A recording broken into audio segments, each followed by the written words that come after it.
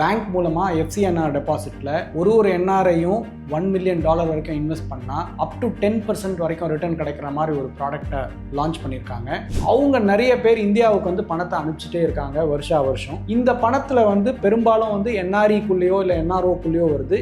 And minimum 3 வருஷமோ இல்லை 4 வருஷமோ இல்லை 5 வருஷமோ நீங்கள் வச்சிருக்கணும். இந்த மாதிரி நீங்கள் வச்சிருந்தீங்கன்னா 4.5%க்கு பதிலாக கிட்டத்தட்ட ஆவரேஜாக உங்களுக்கு 6% ரிட்டர்ன் கிடைக்கும். அது இல்லாமல் முக்கியமான ஒரு ஆப்ஷன் என்னன்னா லீவரேஜ் கொடுக்குறாங்க. ரிட்டர்ன்ஸ் வந்து 6%, பாரோயிங் காஸ்ட் 5.5% அப்படின்னா உங்களுக்கு நெட்டாக ஒரு 0.5% நிற்கும். அப்போ இந்த 8.5 கோடி ரூபாய்க்கு 0.5% வச்சா கூட கிட்டத்தட்ட உங்களுக்கு 4,27,000 அடிஷ்னலாக இன்ட்ரெஸ்ட் கிடைக்கும். அப்போ மொத்தமாக உங்களுக்கு 9,97,000 இன்ட்ரெஸ்ட் வந்து கிடைக்கும் ஆன் இன்வெஸ்ட்மெண்ட் ஆஃப் 95 lakhs. இந்த ஸ்கீமை வந்து நல்லா புரிஞ்சுக்கிட்டு நீங்கள் இதை ஆக்சுவலாக யூஸ் பண்ணலாம். இது ரொம்ப நாளும் கிடையாது, அடுத்த 2-3 மாதம் தான் இருக்குது. இன்கேஸ்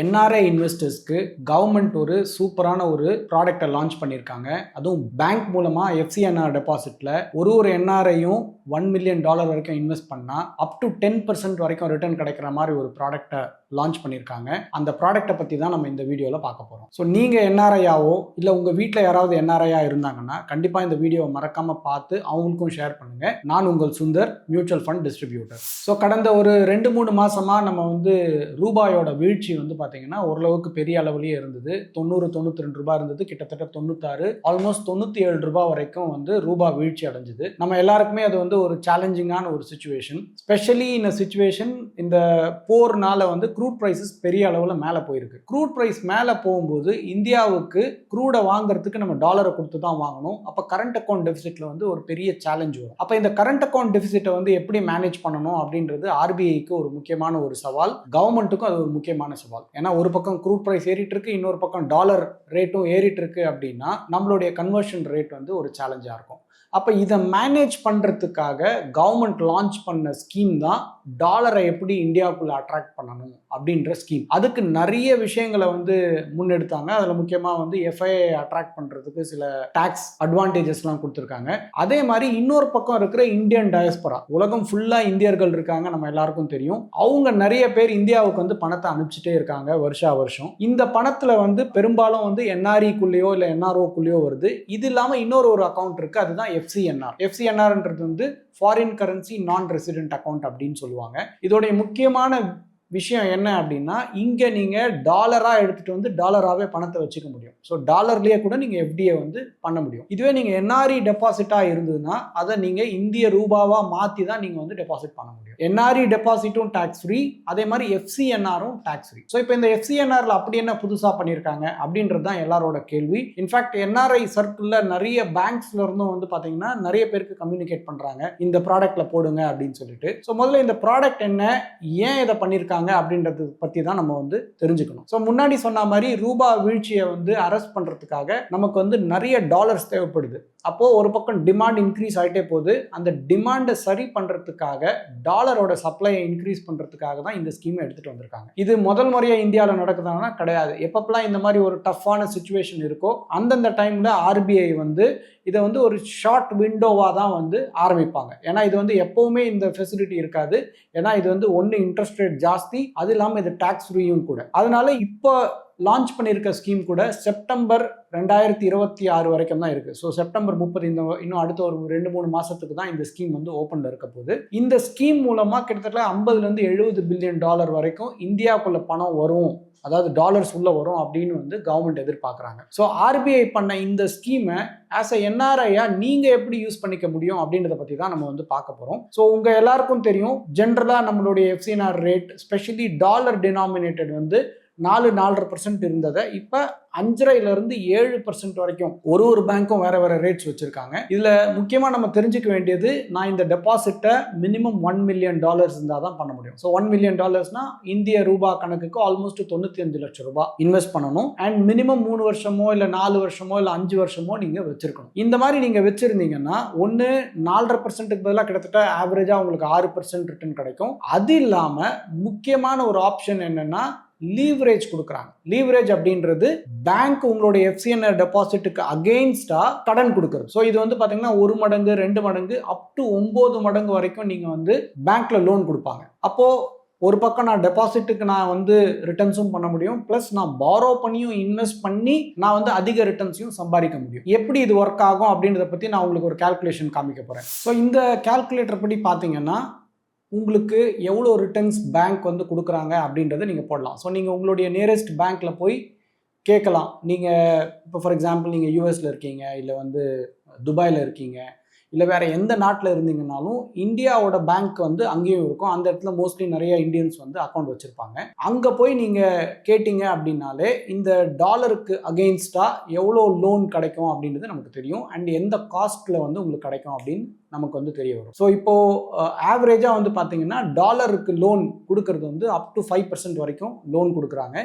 இன்கேஸ் உங்களுடைய டெபாசிட் ரேட் வந்து 6%ஆவோ இல்லை 6.5%ஆவோ இருந்தது அப்படின்னா, இங்கே நம்ம கணக்கு எப்படி எடுத்திருக்கோம் அப்படின்னா, உங்களுடைய ரிட்டர்ன்ஸ் 6% வருது FDயில், உங்களுடைய பாரோயிங் காஸ்ட் வந்து 5.5% அப்படின்னு எடுத்திருக்கோம். அப்போது 5.5%க்கு கடன் வாங்கி இன்வெஸ்ட் பண்ணிங்கன்னா உங்களுக்கு 6% வரைக்கும் கிடைக்கும். ஸோ கிட்டத்தட்ட ஒரு 0.5% வந்து உங்களுக்கு அடிஷ்னலாக கிடைக்கும். அண்ட் எவ்வளோ வரைக்கும் உங்களுக்கு வந்து லீவரேஜ் கிடைக்கும்னா 9 மடங்கு. ஸோ நீங்கள் வந்து ஒரு 100 ரூபா போட்டிங்கன்னா 900 ரூபாய் வந்து பேங்க் கொடுக்கும். ஸோ அப்போ கிட்டத்தட்ட உங்களுடைய டோட்டல் இன்வெஸ்ட்மெண்ட் வந்து 1000 ரூபாய் ஆகிடும். ஸோ இப்போ நீங்கள் வந்து $1 மில்லியன் போடுறீங்க அப்படின்னா கிட்டத்தட்ட 95 லட்சம் ரூபாய் நீங்கள் இன்வெஸ்ட் பண்ணுவீங்க. அதுக்கு அகெயின்ஸ்டாக பேங்க் 9 மடங்கு உங்களுக்கு கடன் கொடுத்தாங்கன்னா, இது எல்லாருக்கும் ஃப்ளாட்டாக 9 மடங்கு கிடையாது. உங்களுடைய ஹிஸ்ட்ரி, உங்களுடைய பேங்க்கோட இது, அந்த மாதிரி பல விஷயங்களை வச்சு 2 மடங்கு கொடுக்கலாமா, இல்லை 5 மடங்கு கொடுக்கலாமா, இல்லை 9 மடங்கு வரைக்கும் கொடுக்கலாம் அப்படின்ற வரைக்கும் RBI அப்ரூவல் கொடுத்துருக்காங்க. அப்போது நீங்கள் இன்கேஸ் 9 மடங்கு வரைக்கும் வாங்கினீங்கன்னா உங்களுடைய 95 லட்சம் ரூபாய் இன்வெஸ்ட்மெண்ட்டுக்கு, அதாவது $1 மில்லியன் இன்வெஸ்ட்மெண்ட்டுக்கு கிட்டத்தட்ட உங்களுக்கு இன்னொரு ஒரு $9 மில்லியன் கிடைக்கும். ஸோ அப்போ உங்களுடைய டோட்டல் இன்வெஸ்ட்மெண்ட் வந்து பார்த்தீங்கன்னா கிட்டத்தட்ட $10 மில்லியன் ஆகும். ஸோ இந்தியாவோட ரூபா கணக்கில் வந்து பார்த்தீங்கன்னா கிட்டத்தட்ட உங்களுக்கு 9.5 கோடி ரூபாய் இன்வெஸ்ட்மெண்ட் பண்ணுவீங்க. அதாவது 95 லட்சம் ரூபாய் உங்களுடைய பணம் அண்ட் 8.55 லட்சம் பேங்க் கடன் கொடுக்குறது. உங்களுடைய ஓன் பணத்தில் நீங்கள் இன்வெஸ்ட் பண்ணீங்கன்னா அதில் 6% அப்படின்னா வருஷத்துக்கு கிட்டத்தட்ட 5,70,000 உங்களுக்கு வந்து இன்ட்ரெஸ்ட் கிடைக்கும். இப்போ நீங்கள் இந்த லீவரேஜ் ஃபெசிலிட்டியும் எடுத்துக்கிட்டீங்க அப்படின்னா உங்களுக்கு காஸ்ட் போக, அதாவது உங்களுடைய ரிட்டர்ன்ஸ் வந்து 6%, பாரோயிங் காஸ்ட் 5.5% அப்படின்னா உங்களுக்கு நெட்டாக ஒரு 0.5% நிற்கும். அப்போது இந்த 8.5 கோடி ரூபாய்க்கு 0.5% வச்சா கூட கிட்டத்தட்ட உங்களுக்கு 4,27,000 ரூபாய் அடிஷ்னலாக இன்ட்ரெஸ்ட் கிடைக்கும். அப்போ மொத்தமாக உங்களுக்கு 9,97,000 ரூபாய் இன்ட்ரெஸ்ட் வந்து கிடைக்கும் ஆன் இன்வெஸ்ட்மெண்ட் ஆஃப் 95 lakhs. அப்போ இதோடைய ரிட்டர்ன்ஸ் பார்த்தீங்கன்னா கிட்டத்தட்ட உங்களுக்கு 10-10.5% கிட்ட ஒர்க் அவுட் ஆகும். இன்ஃபேக்ட் 11% ஒர்க் அவுட் ஆகும். இதே 6.5% இருந்தது உங்களுக்கு ரிட்டர்ன்ஸ், அதாவது பேங்க் FD ரேட், உங்களுடைய காஸ்ட் ஆஃப் பாரோயிங் அதே 5.5% இருந்ததுன்னா உங்களுக்கு நெட்டாக 1% நிற்கும். அப்போ உங்களுடைய ஓவரால் கெயின் வந்து கிட்டத்தட்ட 15% வரைக்கும் கிடைக்கும். ஸோ இது வந்து உங்களுடைய கால்குலேஷன் வைஸ் இந்த லீவரேஜ் எப்படி ஒர்க் ஆகுது அப்படின்னு காமிக்கிறதுக்காக தான் நான் இந்த கால்குலேஷன் போட்டிருக்கேன். பட் இந்த கால்குலேஷனை வச்சு நம்ம அப்படியே டிசிஷன் எடுக்க முடியாது. நீங்கள் உங்கள் பேங்க் கிட்ட கேட்க வேண்டிய விஷயம், முதல்ல உங்களுக்கு எவ்வளோ லீவரேஜ் கிடைக்கும் அது முதல்ல கேட்டுக்கணும். அடுத்தது லீவரேஜோட காஸ்ட் என்ன அப்படின்றதையும் பார்க்கணும். அதுக்கப்புறமா வேற ஏதாவது சார்ஜஸ் இருக்கா அப்படின்னு பார்த்துட்டு அதெல்லாம் நீங்கள் மைனஸ் பண்ணீங்கன்னா தான் உங்களுக்கு நெட்டாக எவ்வளோ ஈல்டு கிடைக்கும் அப்படின்றது தெரியும். இன்கேஸ் எனக்கு லீவரேஜ் எல்லாம் வேணாம், காம்ப்ளிகேட் பண்ணிக்க வேணாம் அப்படின்னா கூட இந்த ஸ்கீம் வந்து ஒன் ஆஃப் த பெஸ்ட். ஏன்னா ஒரு டாலர் ரிட்டர்னில் டேக்ஸ் ஃப்ரீயாக 6% ரிட்டர்ன் கிடைக்குது அப்படின்னா அது NRIக்கு வந்து ஒரு பெரிய வரப்பிரசாதம் தான். ஏன்னா ஜென்ரலாக நமக்கு வந்து 4% கிடைச்சாலே பெரிய விஷயம். ஒன்று நீங்கள் வந்து டாலராகவே மெயின்டைன் பண்ண போகிறீங்க அண்ட் அதை எப்போ வேணால் நீங்கள் ரீபேட்ரேட் பண்ணி உங்களுடைய சொந்த ஊருக்கு எடுத்துகிட்டு போகலாம். ஃபார் எக்ஸாம்பிள் நீங்கள் துபாயில் இருக்கீங்கன்னா திருப்பி நீங்கள் துபாய்க்கு எடுத்துகிட்டு போகலாம் without any tax, without any questions ask. அப்போது ஈவன் வித்தவுட் லீவரேஜே வந்து பார்த்தீங்கன்னா இது வந்து ஒரு சரியான ஸ்கீம்.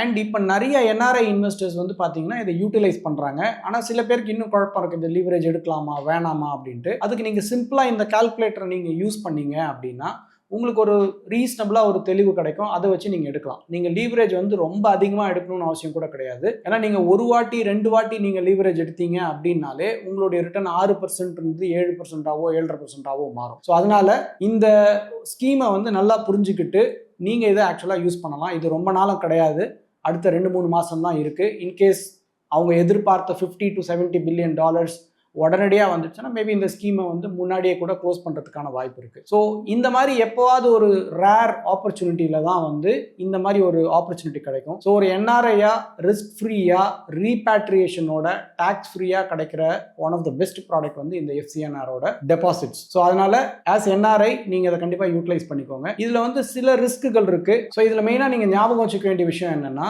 நீங்கள் 3 வருஷத்துக்கான இயரை நீங்கள் தேர்ந்தெடுத்தீங்கன்னா நீங்கள் 3 வருஷம் இருக்கணும். ஸோ அதனால் இதில் வந்து ஒரு லாக்இன் இருக்குது. நடுவில் க்ளோஸ் பண்ணீங்க அப்படின்னா கண்டிப்பாக பெனல்ட்டி இருக்கும். ஸோ அதனால் 3 வருஷம் அப்படின்னா உங்களோட கேஷ் ஃப்ளோவை கொஞ்சம் பார்த்துக்கோங்க. அதுக்கப்புறமா நீங்கள் டாலர் பணத்தை எடுத்துகிட்டு வரீங்கல்ல, அந்த டாலரை வந்து வேற கரன்சிலேருந்து கன்வெர்ட் பண்ணுறீங்களான்றதை பாருங்கள். இப்போ ஃபார் எக்ஸாம்பிள் நீங்கள் வந்து லண்டனில் இருக்கீங்க ஆர் ஜெர்மனியில் இருக்கீங்க அப்படின்னா நீங்கள் ஏர்ன் பண்ணுற கரன்சி வந்து மேபி யூரோவாவோ இல்லை பவுண்டாவோ இருக்கலாம். இப்போ நீங்கள் அதை டாலராக கன்வெர்ட் பண்ணி அதை இங்கே எடுத்துகிட்டு வரீங்க அப்படின்னா, அதாவது ஐஎன்ஆரும் டாலரும் ஜென்ரலாக ஐஎன்ஆர் வந்து வருஷத்துக்கு ஒரு வாட்டி ஜென்ரலாக வீக் ஆகிட்டே வரும். பட் ஆனால் லாஸ்ட் ஒரு 1-2 இயர்ஸ் பார்த்தீங்கன்னா ஈரோவும் பவுண்டும் டாலருக்கு அகேன்ஸ்டாக ஸ்ட்ரென்தன் ஆயிருக்கு. ஸோ அப்போது அந்த கரன்சி ரிஸ்க்கையும் நீங்கள் ஞாபகம் வச்சுக்கணும். இல்லை உங்ககிட்ட ஆல்ரெடி டாலர்ஸ் இருக்குது அப்படின்னா எந்த சேலஞ்சுமே கிடையாது டேரெக்டாக. ஏன்னா இங்கே வந்து கரன்சி கன்வர்ஷனே கிடையாது. நீங்கள் டாலர் பணம் வச்சுருக்கீங்க, டாலர் எடுத்துகிட்டு வந்து நேராக டாலர் டெபாசிட்டாகவே போடுறீங்க. அப்போ அந்த கரன்சி ரிஸ்க்கை எலிமினேட் பண்ணலாம். இன்கேஸ் நீங்கள் கிராஸ் கரன்சி மாற்றுறீங்க அப்படின்னா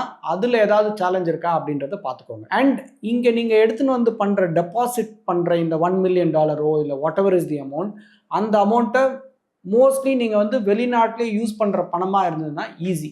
ஏன்னா இதை இன்கேஸ் நீங்க இந்தியாவில் இன்வெஸ்ட் பண்ணி அந்த வர மெச்சூரிட்டியை வந்து இந்தியாவிலேயே நீங்கள் செலவு பண்ண போறீங்க அப்படின்னா அன்னைக்கு இந்தியாவோட ரூபாய்க்கும் டாலருக்கும் என்ன எக்ஸ்சேஞ்ச் ரேட் இருக்கும்னு நமக்கு தெரியாது. ஸோ அந்த கரன்சி ரிஸ்க்கை எலிமினேட் பண்ணணும்னா முடிஞ்ச வரைக்கும் நீங்கள் ரீபேட்ரேட் பண்ணி அங்கேயே எடுத்துகிட்டு போயிட்டீங்க அப்படின்னா இந்த கரன்சி ரிஸ்க்கை நீங்கள் எலிமினேட் பண்ண முடியும். ஸோ இந்த மாதிரி சில விஷயங்களை நீங்கள் ஞாபகம் வச்சுக்கிட்டு இந்த எஃப்சிஎன்ஆர் டெபாசிட்டோட அட்வான்டேஜை நீங்கள் யூஸ் பண்ணிக்கிட்டீங்கன்னா, ஏன்னா இந்த ஆப்பர்ச்சுனிட்டி நான் முன்னாடி சொன்ன மாதிரி எப்போவுமே தொடர்ந்து இருந்துக்கிட்டே இருக்காது, சில காலத்துக்கு மட்டும்தான் இருக்கும்.